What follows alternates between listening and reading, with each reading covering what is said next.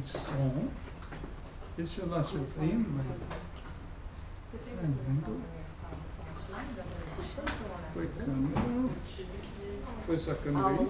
Agora foi. A gente tem que dar um toque. Não, vou dar uma plaquete.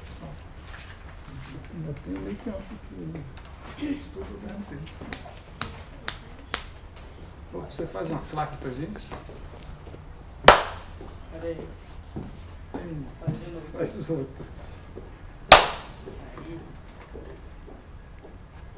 Então, Marianas em ação. Ok.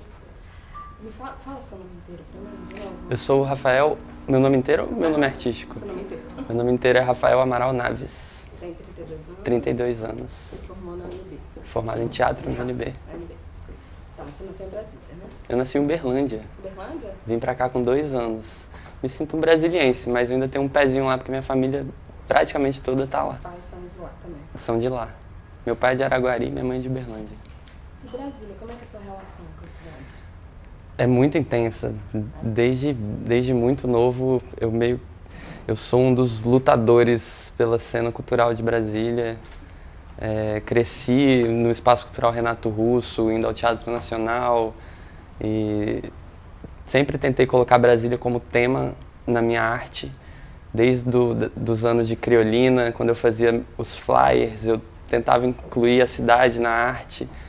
Já fiz robô gigante chegando em Brasília, extraterrestre entrando em Brasília.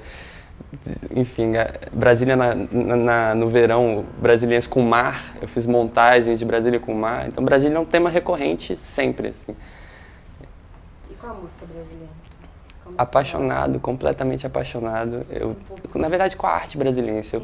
Eu sempre falo que a gente tem o melhor teatro, o melhor cinema e a melhor música, porque eu acho que, proporcionalmente, pela população que a gente tem, o tanto de coisa boa que se produz, a gente está realmente, percentualmente falando, a gente está lá em cima. Assim, é uma população pequena para tanta obra boa, na minha opinião. Acho Onde é que a sua história como músico começa? Qual é o momento assim, que você parou e falou? É curioso. A primeira vez, o meu primeiro contato com o instrumento foi com o violão no ensino médio. Eu tive a sorte de encontrar um bibliotecário na minha escola que virou um grande amigo até hoje e que me ensinou a tocar violão na muretinha da biblioteca da escola. Ele levava o violão para a escola, ele também tocava. Espera. E ele me ensinou. E aí eu entrava na biblioteca, ele me mostrava livros legais, me emprestava livro, às vezes sem nem passar pelo registro, e começou a me ensinar a tocar violão nessa época. Na mesma época, eu ganho um violão de um amigo do meu padrasto, porque ele viu o meu interesse pela música, eu já estava falando com ele que eu estava tocando, só que ele me deu um violão. Aí nesse momento, acho que foi o grande start, assim. Com o próprio bibliotecário da minha escola, que é o Rinaldo Costa, eu tive minha primeira banda. Depois de um tempo depois, eu encontrei um parceiro de produção chamado Rafael Rangel, que foi meu parceiro de banda durante muitos anos daí pra frente. Eu encontrei ele sentado na escada do Espaço Cultural Renato Russo, tocando Karma Police, do Radiohead, que na época tinha acabado de sair, pelo menos no Brasil. E quando eu vi ele tocando, eu não acredito que você tá tocando essa música, eu amo essa música. E ele, mano, ninguém gosta dessa música. Ele tinha acabado de chegar de São Paulo. Aí eu, cara, eu amo isso e tal, não sei o que. Ele, vamos fazer uma banda junto? Aí eu, vamos. Aí esse encontro virou a banda que depois se chamou Disco Alto. Teve vários nomes no meio do caminho. Inclusive, com o Rafael, eu tive meu primeiro projeto de música eletrônica da vida, que chamava Spielbeats. Ele não tá na internet. Acho que tem um videoclipe no YouTube do Spielbeats, assim, que é uma coisa muito antiga, gravada em VHS, né? A gente não tinha nem acesso à câmera digital na época. Ninguém tinha celular, não tinha nada, era bem rock and roll mesmo. E aí com ele eu aprendi produção de música eletrônica junto com ele, porque ele também não sabia muito fazer, assim. A gente baixou o primeiro programa de produção e aí nessa época a gente já fazia música eletrônica com rock. Já o caminho que eu ia trilhar para chegar onde eu cheguei, assim. E você está falando aí de música eletrônica, de música brasileira, mesmo, rock and roll. Quem te influencia no seu trabalho atualmente? Atualmente, eu tenho muita influência ainda das bandas inglesas e americanas que eu convivi nos anos 90, especialmente do indie rock britânico, assim. Então a minha formação musical, ela passa muito pelo rock britânico. Aí teve bandas que marcaram minha vida, como o próprio Radiohead, que eu sou muito fã mesmo. Mas aí passou pelo Sigur Rós, o Mogwai, o Pavement, o Pulp, enfim. E Brasília, nessa época, também tinha uma cena muito fera de rock alternativo, de pequenas bandinhas que tocavam shoegaze, garage. Também gostei muito de punk rock, etc. Mas engraçado, hoje eu estava ouvindo um vinil do Pavement em casa, e aí eu falei, eu acho que foi aí que eu saquei que eu podia cantar. Porque muitas das bandas que eu amo, os vocalistas não são necessariamente grandes vocalistas, né? Eles são grandes vocalistas, na minha opinião, óbvio, mas eles nunca tiveram impostação da voz ou aquela coisa que a gente traz da época dos grandes cantores, do rádio, Moacir Santos e Fred Mercury. Então, para um cantor ser um bom cantor, às vezes a voz dele precisava alcançar lugares difíceis e etc. Mas aí eu cresci ouvindo, sei lá, Belle Sebastian e tanta banda que o vocal ele é muito importante, mas ele não precisa ser tão bem cantado. O próprio Yo La Tengo, que é uma banda que eu amo. O Sigur Rós também é uma banda que eu amo muito, a banda islandesa. E acho que o folk, o indie folk, tem uns grupos tem um grupo chamado Caléxico, e aí eu conheci o Iron and Wine também, que é um cantor de folk indie. Eu tenho um pé no pop grande também, assim, tem muita banda pop inglesa, assim, por exemplo, Travis. São bandas que meio que me deram a chance de cantar também, sabe? Eu me senti confortável para cantar porque, cara, qualquer um pode depois deles, sabe? E durante o Criolina eu comecei a explorar muito a música africana, latina e brasileira. Quando eu entrei no Criolina, eu não ia ao Criolina, era uma festa de samba rock ainda. Tava bem no comecinho, mas nessa época eu era muito roqueiro. E quando eu saí da universidade eu conheci o Pezão e Barata. A primeira coisa que eu fui fazer foi arrumar os vinis do Criolina, eram mais de 2.000 discos fora de ordem, aí eu comecei a ouvir um por um e colocar na ordem, e eu sempre amei música brasileira, mas eu não tinha tanto contato com esses grandes brasileiros, compositores e arranjadores que eu passei a conhecer depois do Criolina. Então eu acho que o trabalho que eu faço hoje, ele é meio que a união desse Rafael roqueiro dos anos 2000 com o Rafael pós-Criolina, que conheceu os ritmos lusófonos, os ritmos de Angola, de Moçambique, de Cabo Verde, e ao mesmo tempo os ritmos latinos, o reggaeton, o raga, a cúmbia. Então eu acho que eu cheguei num lugar em que eles estão juntos, assim. Eu acho minha música bem latina, bem brasileira, e ao mesmo tempo ela carrega essa influência do passado. Você consegue definir como é que é o estilo da sua música, do seu trabalho? Eu acho muito difícil definir. Quando a gente foi registrar as músicas, o site pedia o registro, a gente chegou no indie porque eu acho que o termo é muito abrangente, né? Até dentro das bandas que eu gosto, elas são chamadas de indie, mas uma é pesadíssima, a outra é super tranquila, com violãozinho. Então acho que eu cheguei nesse lugar aí do indie rock brasileiro. O rock eu já fico até na dúvida, porque tem muita música que é bem pop, mas o rock tá lá, tem guitarra em todas, e eu acho que é o indie rock brasileiro. Como é que você se define como artista? Como músico? Eu não sei me definir como artista. Acho que eu sou um artista múltiplo. Eu não sei se for para me definir assim, não sei se é isso que você quis perguntar, mas o fato de eu ter vindo do teatro, da música e do design também, porque foi como eu entrei no Criolina foi através do design também e do trabalho de DJ. Enfim, não sei, eu acho que hoje eu estou unindo o teatro, a dança e a música de um jeito que está me deixando bem satisfeito, por enquanto.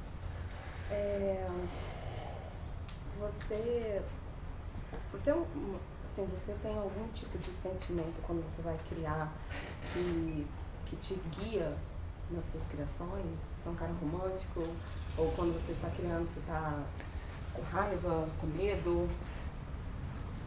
esse disco foi muito especial nesse sentido, porque eu fiz ele como uma espécie de protesto mesmo.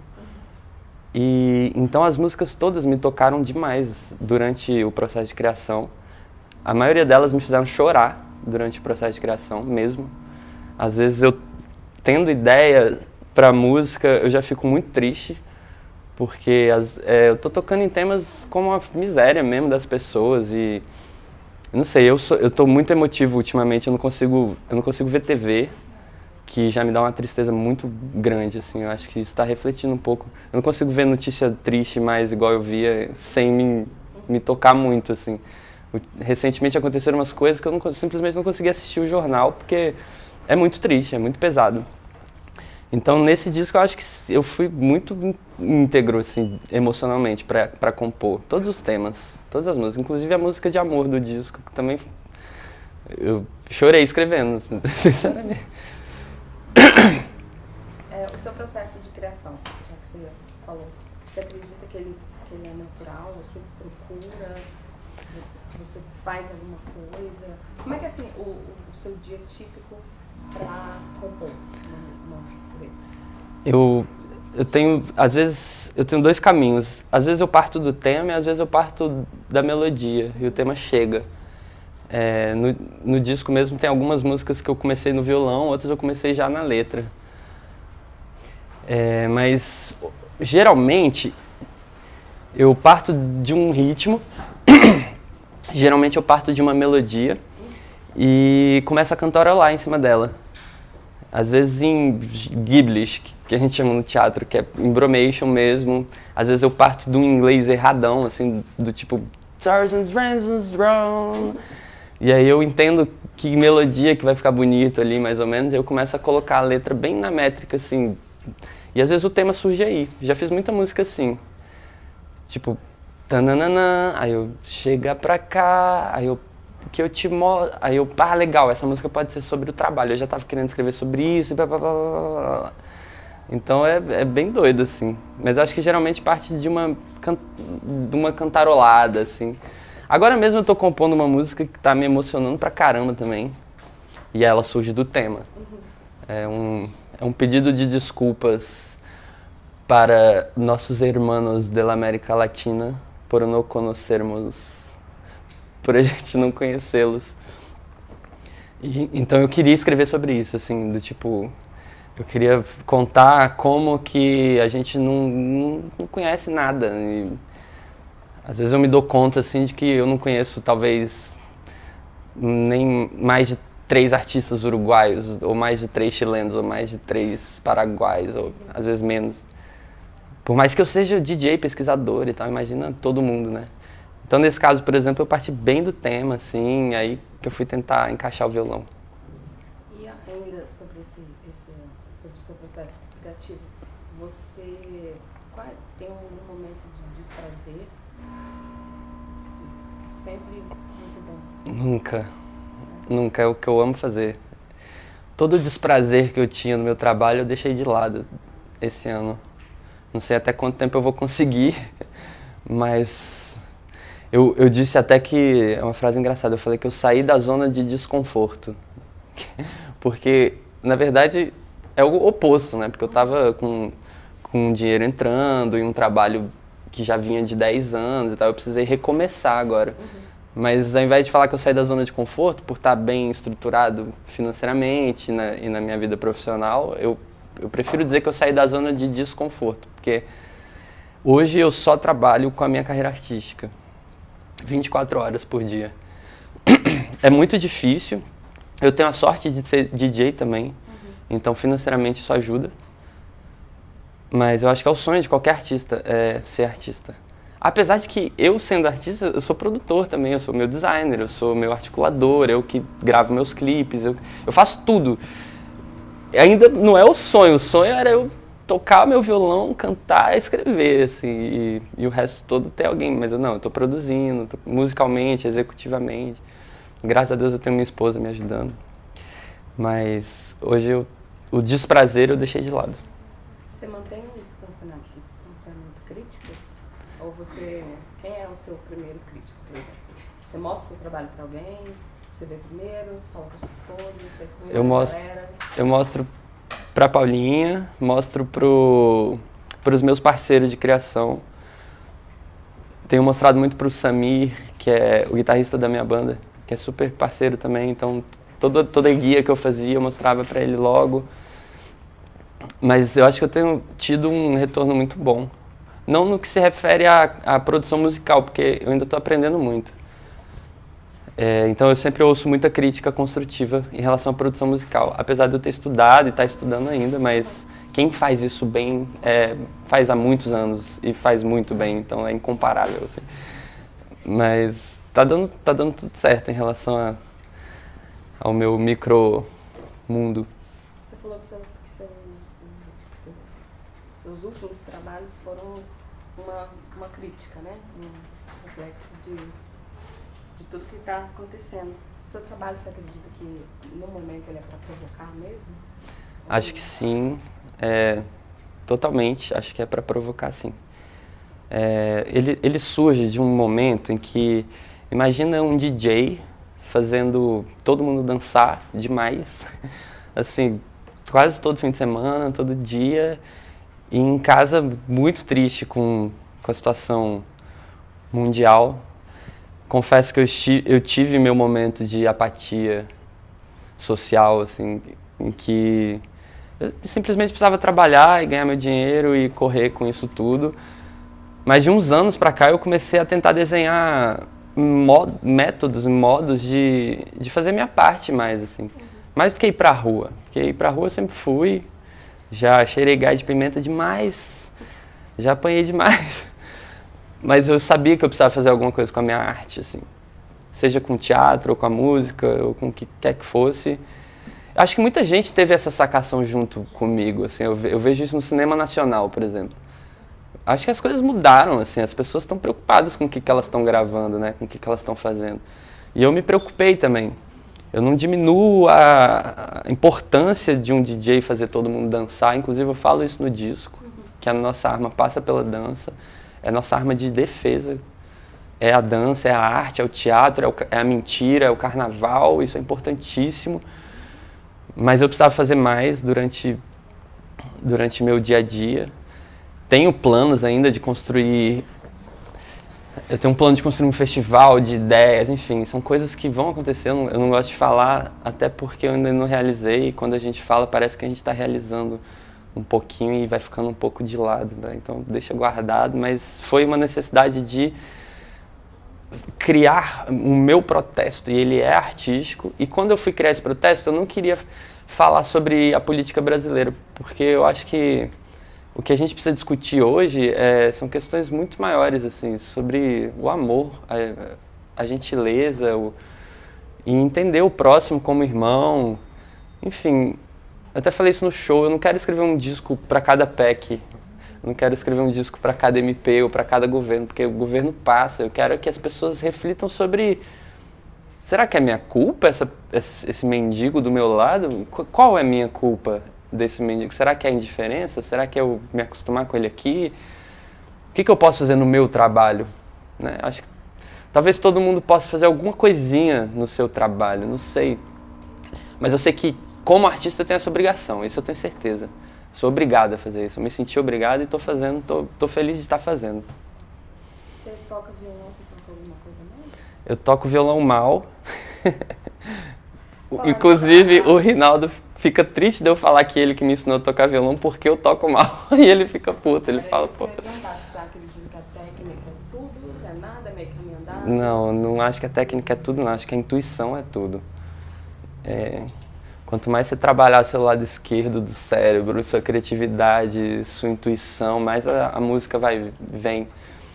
Quando eu chamei o Gustavo Dreyer, por exemplo, para tocar teclado na minha banda, ele falou, você sabe que eu não sou um bom músico, mas eu tenho uma ótima intuição musical, né? Eu falei, é isso que eu preciso!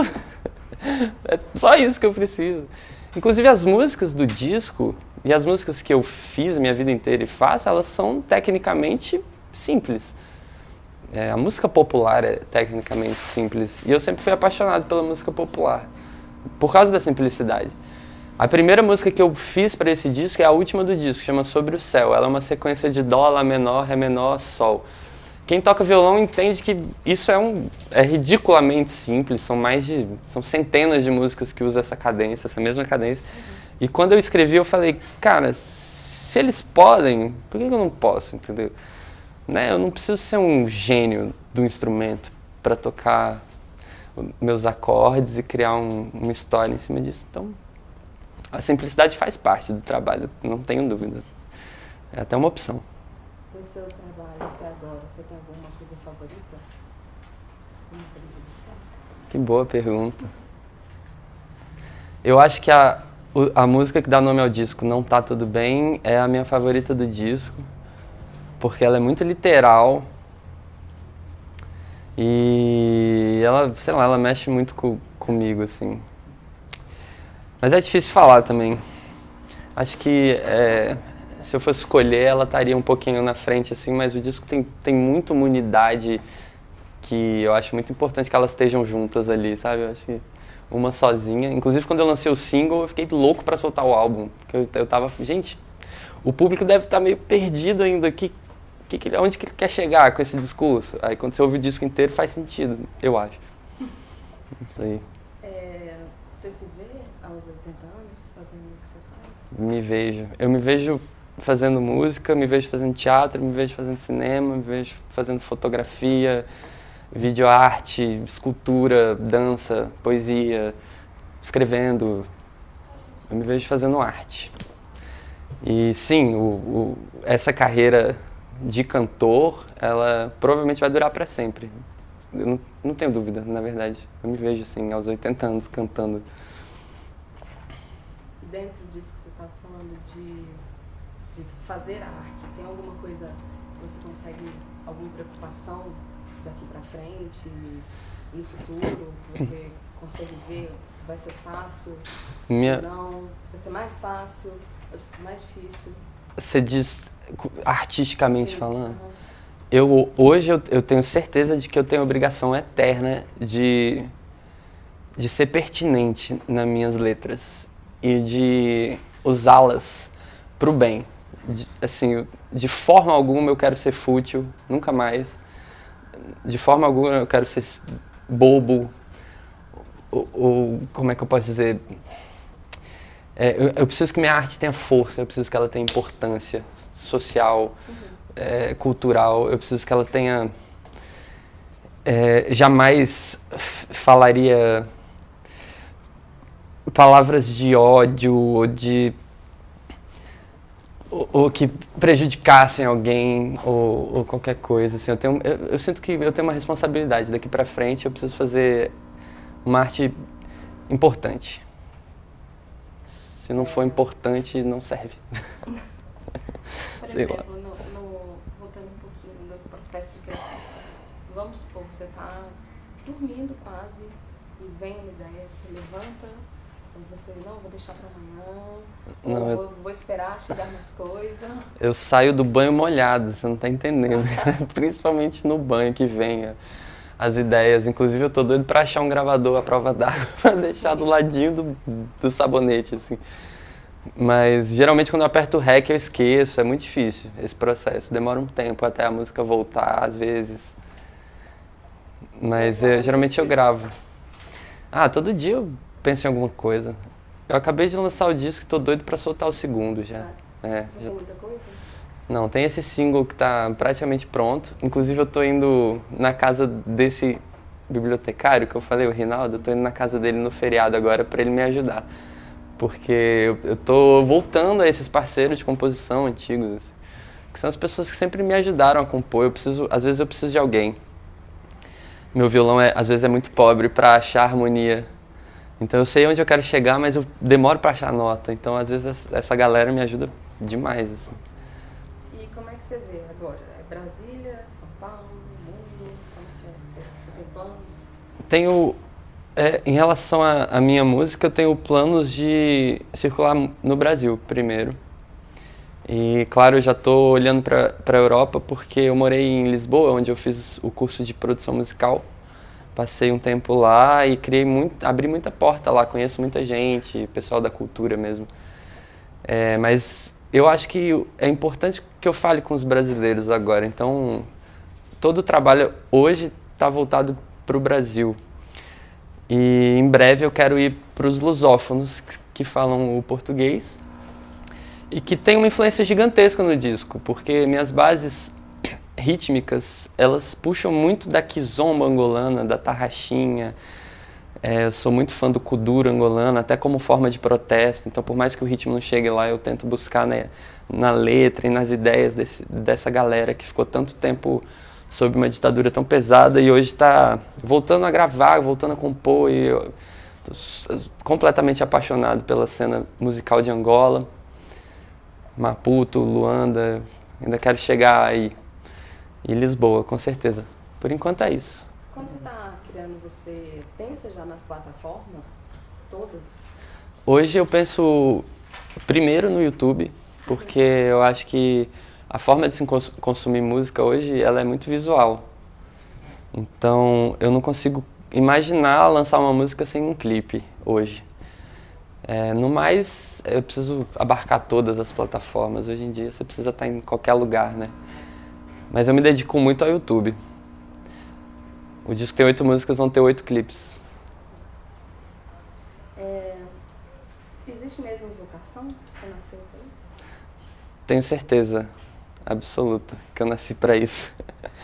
Descobri muito rápido descobri no teatro que eu precisava fazer arte, assim. Descobri no teatro da escola ainda. Quando eu saí da escola eu ainda tinha alguma dúvida. Lembro quando eu fui marcar ali no vestibular o que eu ia fazer, eu estava na dúvida entre ciências sociais e artes cênicas, e aí minha mãe me deu um puxão de orelha e falou: meu filho, vai fazer o que tu ama, não pensa 2 vezes. Ela me incentivou. Geralmente é o oposto, né? Minha mãe foi lá e falou: faz o que tu ama, vai, se joga na vida, menino. Sou muito grato por isso. E aí o curso de teatro é maravilhoso. É maravilhoso, estudar arte é maravilhoso. E aí eu já tinha certeza muito rápido. Mas eu não fui uma criança muito artista, dessas que pega todas as roupas da avó e faz aquele espetáculo na sala. Não sei, não sei se eu fui essa criança, não. Mas, enfim, sempre tive o pezinho no teatro ali. Foi rápido essa chegada no palco. Te interessa aqui em Brasília você ser uma referência musical, ou ser uma referência de uma geração? Porque algumas pessoas se identificam, né? Se a minha arte... Se eu virar uma referência em Brasília um dia, não tenho nenhuma pretensão de ser referência. Mas o que eu queria era que a minha arte importasse, as letras mesmo. E, quem sabe, chamassem a atenção de mais gente, né? Nesse sentido, sim. Agora, musicalmente falando, eu acho realmente pretensioso eu falar isso, porque eu tenho colegas aqui que pra mim são referências, sabe? E que já estão aí, talvez antes de mim, então eu espero que eles talvez virem a referência antes, sabe? Ou que a gente vire junto. Eu não tô sozinho, somos uma cena muito grande que vem de muitos anos. Hoje temos artistas aqui que me inspiram demais, tanto no instrumento quanto na composição e etc., nas letras. Então eu acho que a gente precisa que essa cena vire essa referência de novo. Que Brasília seja vista como um lugar que produz muita arte e etc. E eu acho que o que eu estou fazendo agora, na verdade, esse lance de escrever letras preocupadas com o que elas querem dizer e tal, elas são uma tendência. Entre os verdadeiros artistas, eu tenho certeza que todos eles estão pensando a mesma coisa que eu agora. Onde que eu vou... O que eu vou fazer agora para fazer minha parte, né? Então, eu acho que a referência tem que ser esse momento mesmo, de verdade, assim. Acho que todo mundo junto, falando um discurso humano, aí eu acho que a cena inteira vira referência. Acho que é por aí. Obrigada. De nada, obrigado a vocês. Valeu. Valeu demais. Foi legal. Tenho medo de falar muito, ser prolixo, cara, eu tô aprendendo ainda. Tinha muitas coisas que você já respondeu antes mesmo. Tava vendo, você falou negócio de Angola, meu pai morou em Angola há 3 anos. Jura? Ele trouxe um bando de coisas, né? Que fera, Está cara. cozinha, amigos, está completamente apaixonado pela literatura. Também talvez seja isso também. Tem um angolano chamado Pedro Coquenão. Ele é um dos meus maiores ídolos hoje na música. E o show dele me inspirou muito também. Eu ainda tô tentando chegar nesse formato, porque ele entra no palco e ele fala assim, ele começa a falar de Angola, começa a falar da história de Angola. Aí ele fala, eu usei um sample nessa música, que é do último filme antes da ditadura, que é de 60 e poucos, não sei o quê. Aí assiste aí, ele dá play no filme. Aí é o público inteiro. Aí ele, nessa mesma música, aí ele põe um vinil pra tocar. Sem querer te interromper. Claro. Só te interromper. Imagina. Tem como se você levantar e sair, só pra gente pegar Ah, a claro. sombra. Vamos ver se vai dar pau aqui com o fio. Pode arrancar. Vai não. Não tá. Eu saio rindo. Ficou essa mãozinha. Tá bom. Ai, era só isso. E aí ele põe um vinil pra tocar e ele conta a história, ele fala durante 30 anos não se produziu nada, não sei o quê.